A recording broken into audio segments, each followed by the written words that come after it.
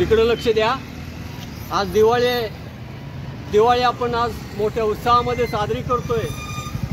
ती साजरी करत असताना मोदी सरकारनं आपल्याला मोफत रेशन दिलेलं आहे। त्याच्यामध्ये गहू आणि तांदूळ हे 2 धान्य आहेत आणि एक जाणवणारी बाब म्हणजे त्याच्याबरोबर त्यांनी पिशव्या दिल्यात, मोकळ्या पिशव्या।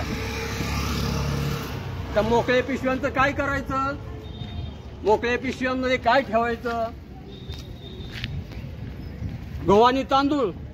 आणि गहू आणि तांदूळ जर असतील तर 2 पिशव्या दिल्या पाहिजेत, एकच पिशवी दिली। मग जनतेला मूर्ख बनवण्याचं काम सातत्यानं चालू आहे असं जाणवतंय। आणि त्याचा निषेध म्हणून आज कळंब चौकामध्ये या सगळ्या सुज्ञ नागरिकांच्या समोर आम्ही त्या पिशव्यांची होळी करायचं ठरवलंय। वास्तविक इथली सुज्ञ जनता बागेची भूमिका घेत असेल तर एवढ्या शंडपणाचं लक्षण कुठेही मला दिसलेलं नाही। आपली दिशाभूल केली जाते, सरकारकडून आपली दिशाभूल केली जाते आणि हे करत असताना आपण डोळे झाकून तिकडे बघतोय, ही दुर्दैवाची बाब आहे। मला रेशन दुकानामध्ये आता सांगितलं की पिशव्यांचं फक्त वाटप चालू आहे। मग पिशव्यामध्ये काय दिलं जातंय? कुठे गेला तो शिधा? जोगवा द्यायचं सोडून पिशव्या कशा दिल्या? 1 किलो साखर, 2 किलो तांदूळ, तेल, ह्याला जोगवा द्यायचं सोडून पिशव्या कशा दिल्या? अरे जोगवा द्या, जनता जोगवेवर खुश होते। का वाटप केलं नाही मग तुम्ही? म्हणजे तिकडं गेलं, त्या दुष्काळामध्ये तिकडं पूरग्रस्तांना ते पाठवलं, लाडक्या बहिणीला दिलं, ह्याच्यामधून आम्हाला काही वेळ मिळाला नाही ते वाटप करायला। मग तुम्हाला कशाला वेळ मिळतो? कोट्यावधीचा निधी तुम्ही नको त्या ठिकाणी वापरता, अनावश्यक ठिकाणी त्याचा वापर करता। जनतेच्या पैशातून सगळं सरकार चालतंय आणि हे चालत असताना जनतेला काय देता? मोकळ्या पिशव्या। चेष्टा करताय जनतेची। आणि म्हणून आज या ठिकाणी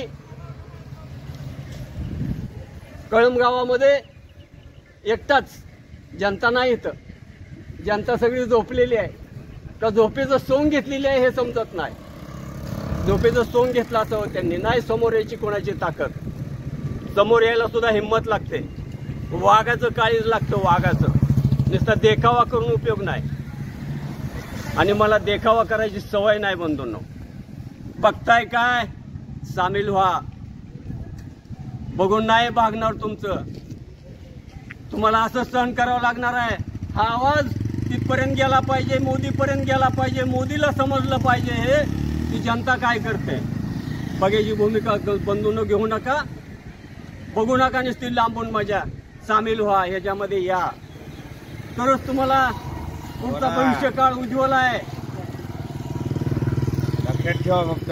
तर त्या निमित्तानं आज मी दिवाळीच्या मुहूर्तावर बॉम्ब मारून शिमगा साजरा करतोय, त्याचं भान ठेवा।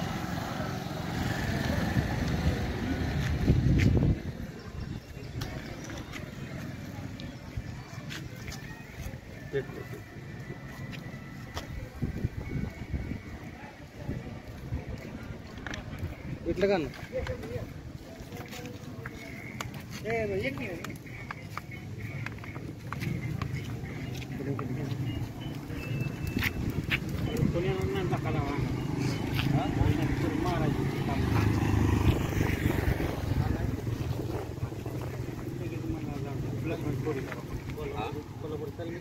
कोल्हापूरच्या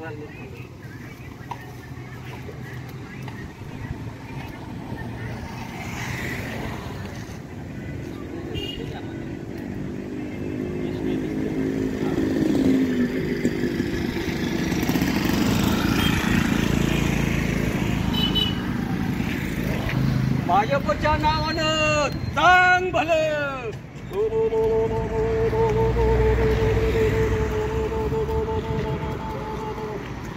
शिमगा साजरा केला शिमगा.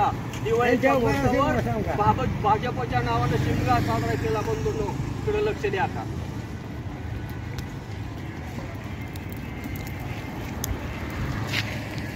जाऊ द्या ना त्यांच्यापर्यंत आवाज आपला. कधी जाणार?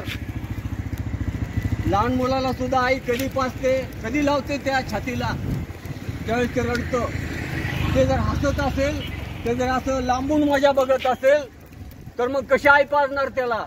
कळू द्या त्या मोदीला आपण काय करतोय. मला म्हणले, लोक म्हणले आपले हितच वय तेवढं, बाकीकडं कुठं नाही. म्हणलं ठिणगी एकाच ठिकाणी पडते. मोठ्या गंजीला जर पेटवायचं असेल तर सगळीकडून गंज पेटवावं लागत नाही. क्रांती एकाच ठिकाणी जन्म घेते आणि ती सगळीकडे पसरली जाते. आज ती क्रांती ह्या ठिकाणावरून पसरते, आपल्या कळंब गावातून पसरते.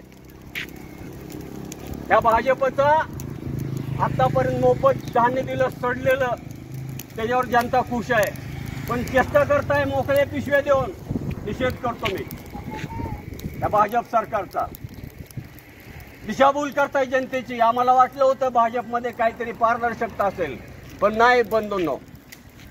जनतेची दिशाभूल करायचं काम सातत्यानं चालू आहे. आमची दिशाभूल करू नका. पुढच्या 5 वर्षात तुम्हाला विचार करावा लागणार आहे. ज्यांना फळं भोगावं लागली ते आज त्याची फळं चाकतेत. तुम्हालाही ती वेळ येऊन देऊ नका. कोणी आमदार खासदार असतील त्यांना आव्हान करतो मी, जनतेची परीक्षा बघू नका. जनता तुमची परीक्षा घेतल्याशिवाय राहणार नाही. नाव घेत नाही की नाव घेऊन कोणाला मला मोठं करायचं नाही. फक्त जनतेचा आवाज वर पोचवायचा, वर गेला पाहिजे, ही माझी अपेक्षा आहे. जय हिंद, जय महाराष्ट्र.